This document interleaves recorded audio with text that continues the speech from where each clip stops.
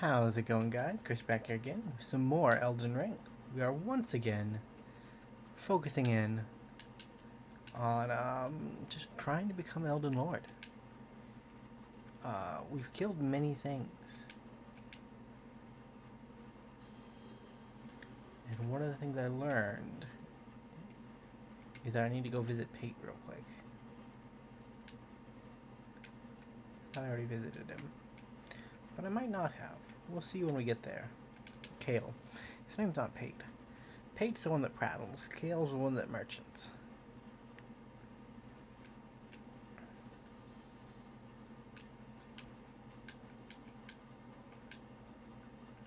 Yes, I haven't visited him. I visited him on my other character, I guess. I don't know why I did that.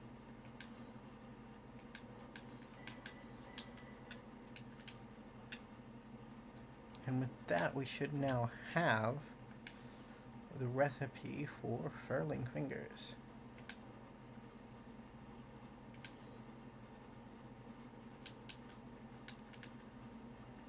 Which with that, means you can go back to the Elden Throne and start summoning again. I don't know, I've watched some Elden Ring gameplay, and apparently I just don't gather enough materials because I've seen people with packs way heavier than mine.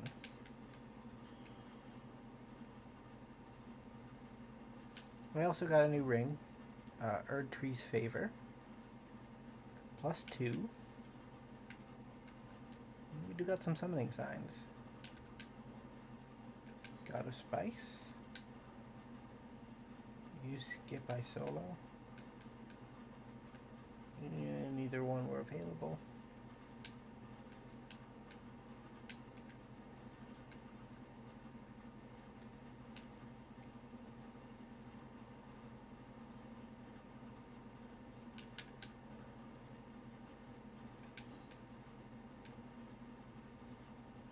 We could not summon the god Frey look-alike.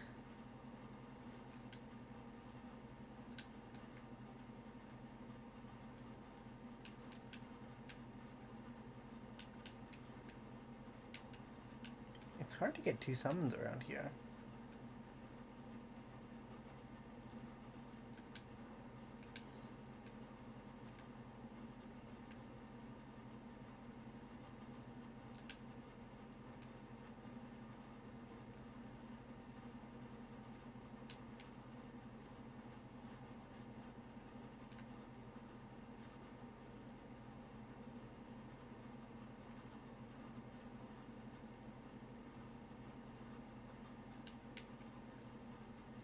I'd say my face character is almost caught up with my mage.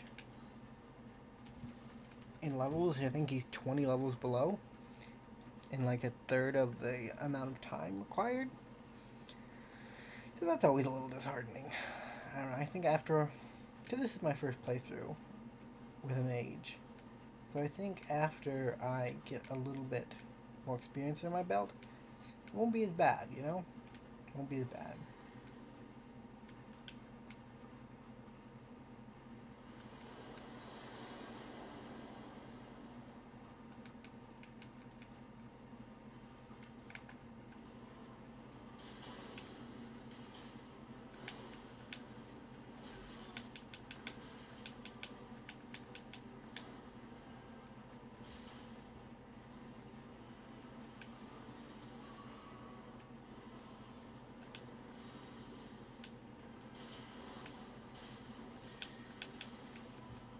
So we're going with Transient Moonlight because it's just cheap and does a lot of damage.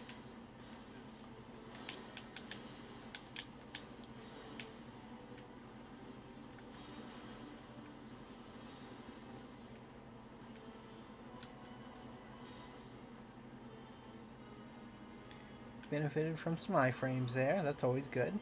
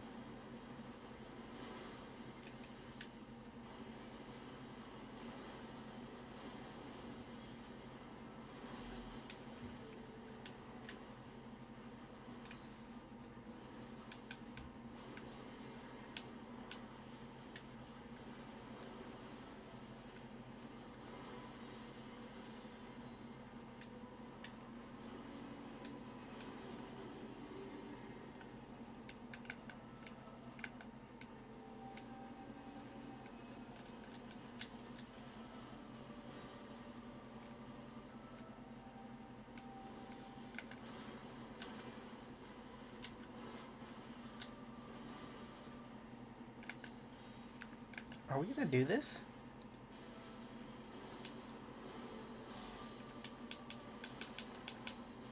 I say that and I immediately lose 99% of my health. Is Baba Yaga the hero we needed? That's my question. I think he might be.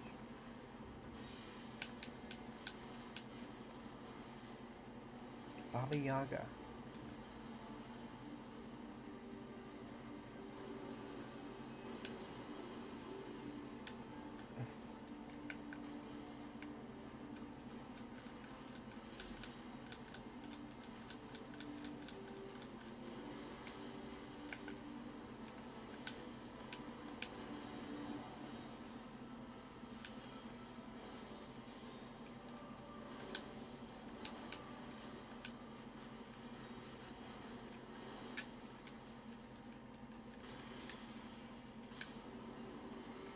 Holy shit, Baba Yaga, you did it. You did it, man. You did it. I have to bow to you, good sir.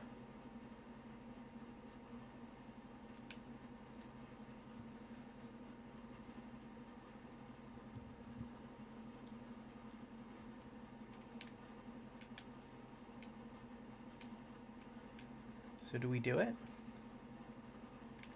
We have things we can still do in the game.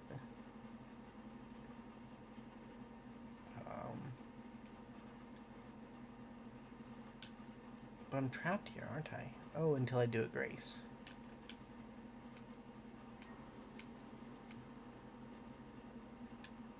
No, I'm not trapped.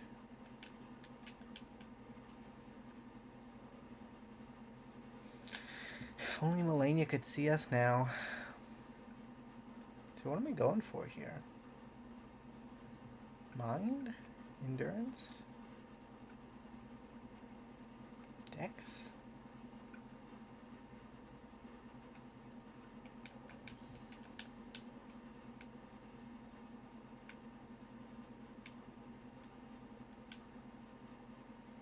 We'll summon Rani.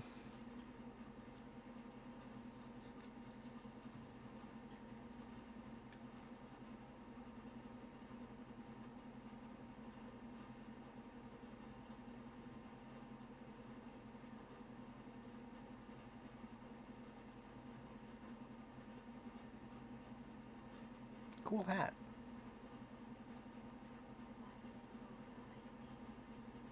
Yes, I did a lot of the work here.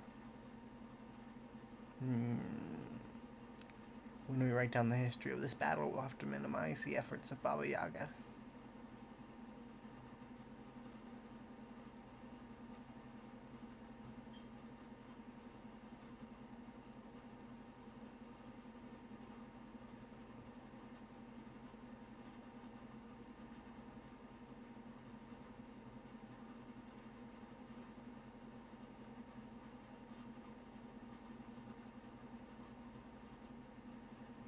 Whoa.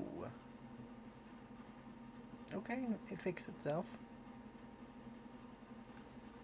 She had some really good hair gel there for a second. Again.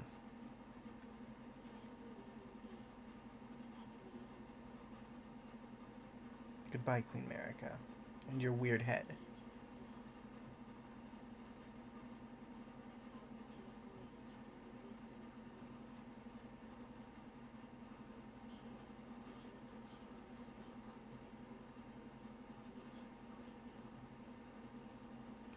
So we never beat Melania.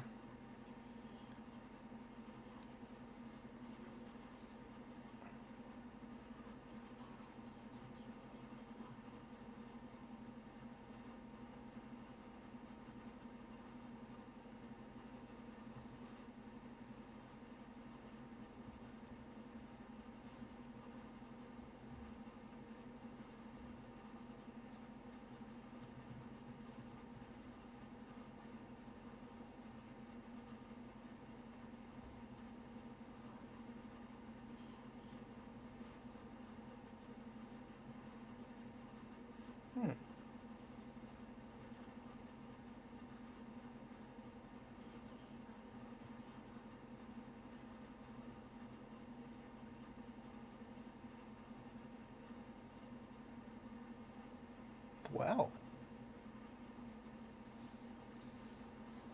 Age of Stars. We actually did it.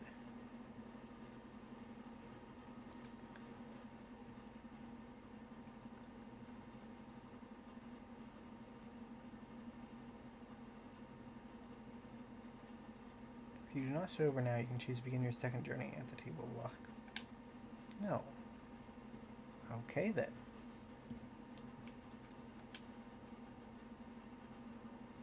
So this, if we wanted to go to New Game Plus, we can hit this.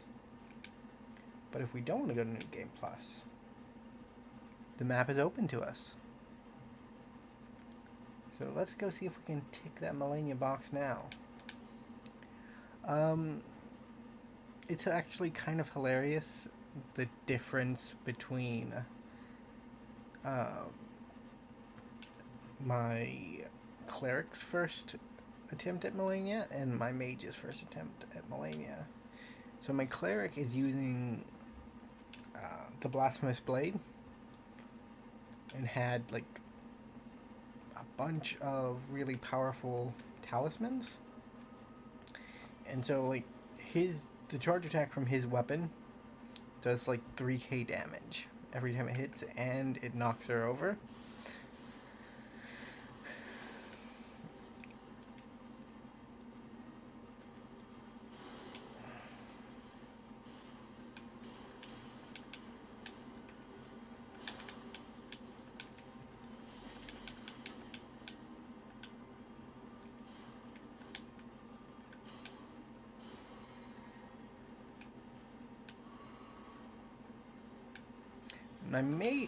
My cleric's problem is actually in not in the first part of the battle. Like he can nearly beat Malenia Blade of Miko by himself, but like Goddess of Rot version is a little too much for him.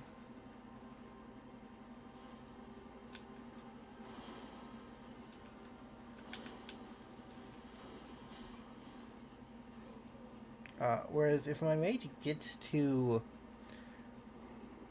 the Goddess of Rot battle and rolls out of the way of the first dive attack, or the dive attack gets sponged by a summon,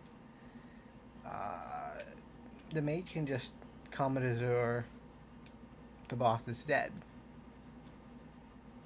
You know, it's never worked that way, but I'm pretty sure it could. Or at the very least do so much damage that the fight becomes trivialized. But I'm kind of glad that Ed finished his first journey. And I get the feeling that he's going to have a second journey.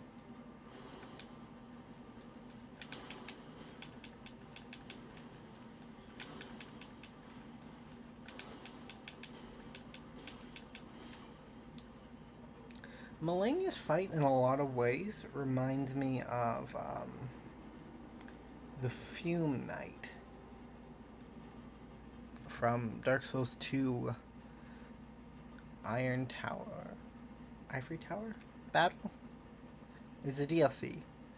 It's basically where you're searching for the crown of the Iron King, and you have to fight the Fume Knight to get the crown and the last soul piece you need.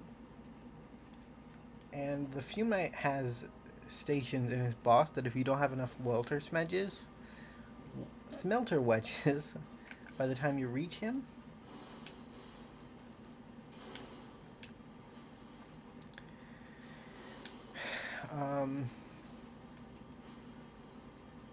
he has a station in the boss room he can heal from at that point. And have you ever fought up? Well, that's probably why he reminds me of Malenia so much. He also is just healing passively throughout the fight by attacking you. But they also kind of have a similar flow to them. Like, both bosses have attacks that can go really fast, and then they have just like really powerhouse attacks. And from the Fume Knight, you have his greatsword that does all the powerful attacks. From Melania, you have like her Ionian Rot.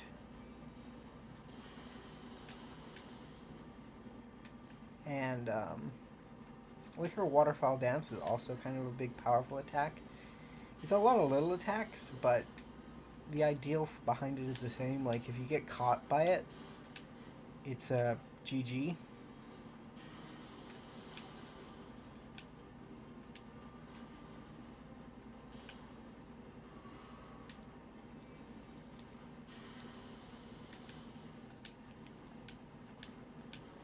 So this episode will mark the end of Elden Ring being a recurring thing on the channel. Like, I'll give you an update video here and there when something interesting happens, or I find like a new piece of content that I want to share. But yeah, Ed's journey will end, and I might show you some new game stuff, new game plus stuff here in the next few days while I'm figuring out what I want to put in Elden Ring's time slots. This is Waterfowl Downs for Dead. I wasn't quite dead, I guess.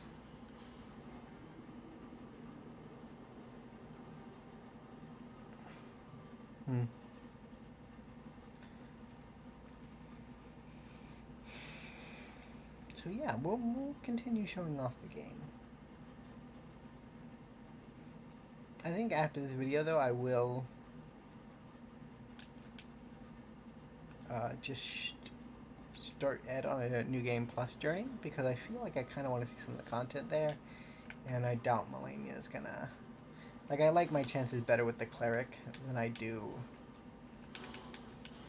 Ed.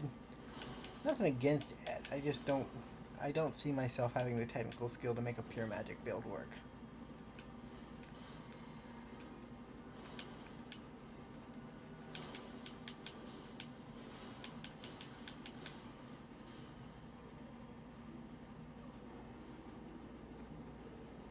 Like, I ended up doing the same thing against the Fume Knight the first few times I fought him.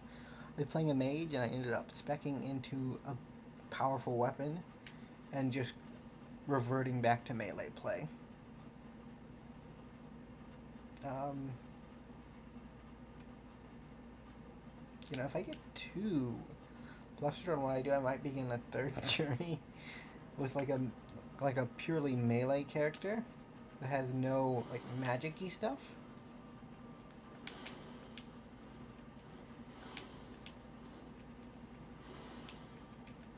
Like no rivers of blood, no bleed, just a strength build where you have like a shield and you're trying to block things.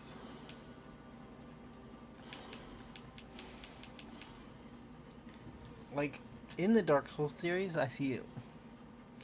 Well, first off, I'll start with my most controversial opinion that Dark Souls 2 is probably the best of the 3 iterations of Dark Souls.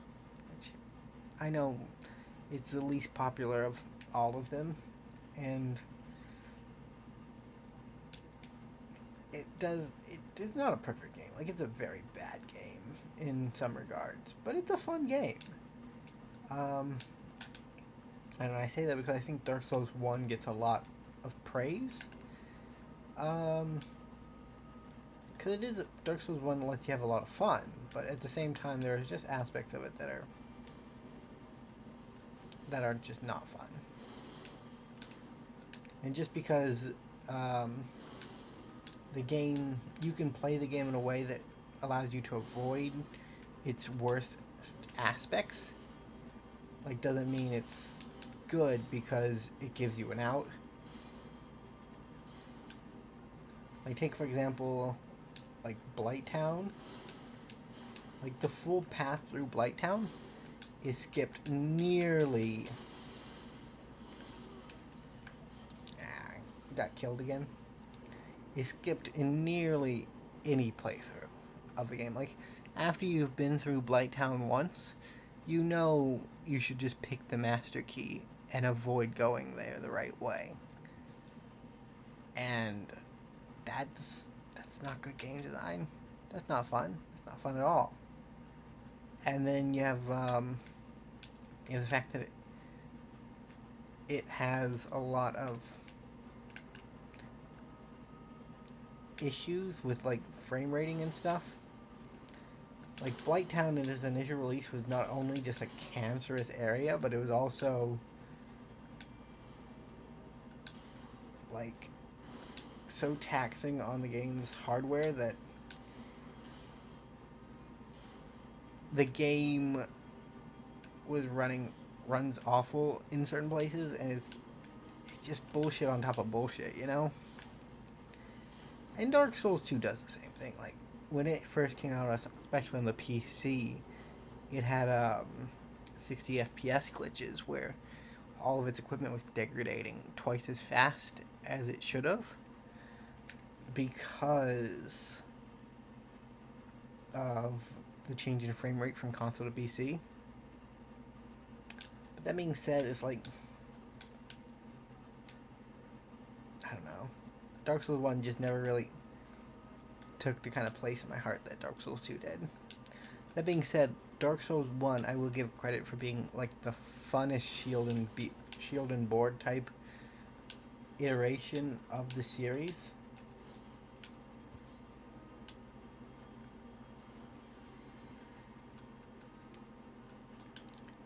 Like Artorias' Great Shield plus increases in stability were so fun. Like it was amazing being able to block most of the bosses in the game and just being able to sit behind this wall Great Shield and like perfectly time out your attacks.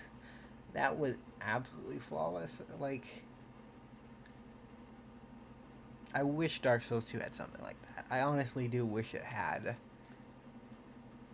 a more viable shield play to it.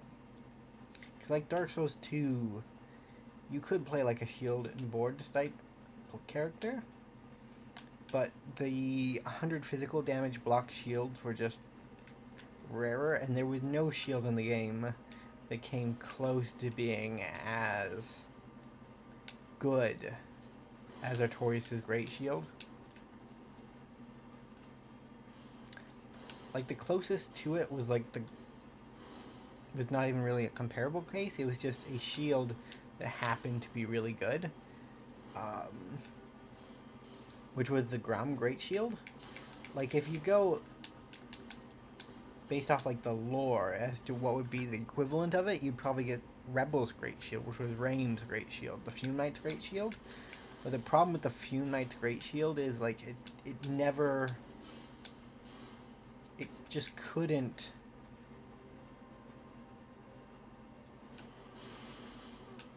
what it blocked just wasn't good enough. Its blocking potential wasn't good enough. Like it didn't have 100 in physical, it didn't have 100 in anything. It blocked like 60 to 70% of everything, but blocking most of everything just wasn't good enough. On the other hand, like the Grom Great Shield, like the functionally most similar one, blocked 100 physical damage and 100 fire damage, and had stability like a rock. Like it was a amazing Great Shield. And honestly, I wish Dark Souls 2 had like a good Great Shield like that. And then you see after Dark Souls 2, when you get into like Bloodborne and Dark Souls 3, that FromSoft really moved away from like the slower block 'em bosses into the more fast-paced combat that you kind of see here in Elden Ring. Like it's a lot similar in that there are a lot of bosses that just have a lot of very quick attacks.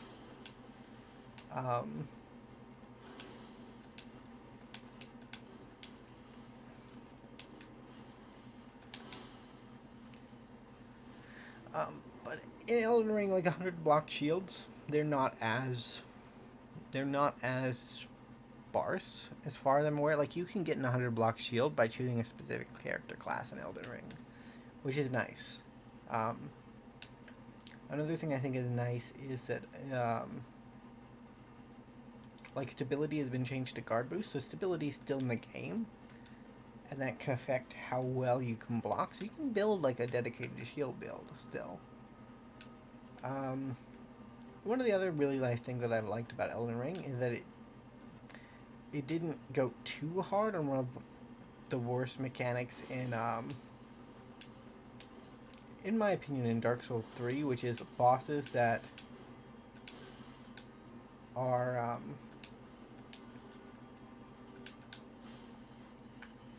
bosses like Malenia, honestly, that have a health bar, and then you defeat them, and then boom, another boss.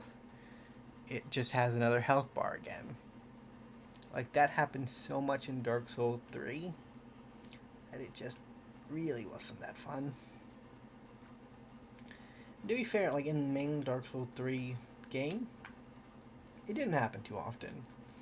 But you get into like Sister Fried, and she's like 2 or 3 iterations of, hey, you killed me, now you gotta kill me again.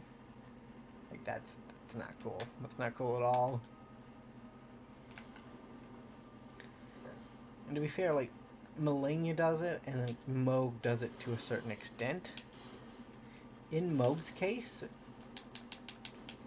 the healing for a second form is based off the blood loss.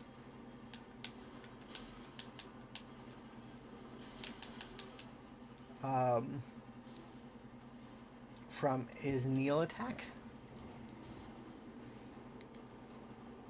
Which is reasonable. Like, you can do something to actively avoid that. Healing him massively. So his second boss form, isn't that difficult. Rykard does it. And that one's a little uninteresting, but Rykard is more of like a gimmicky fight anyways, because you get the Serpent Hunter at the beginning of the fight. So you have the weapon to kill him.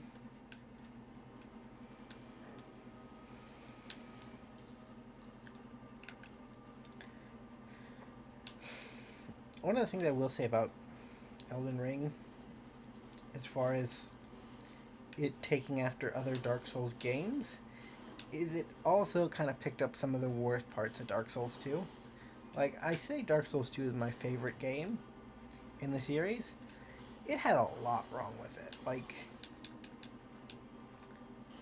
some of the weird glitchy auto tracking, like, you can trace that. It was in Dark Souls 1, but it really got bad in Dark Souls 2. Like, getting grabbed from the other side of the room, that bullshit happened a lot.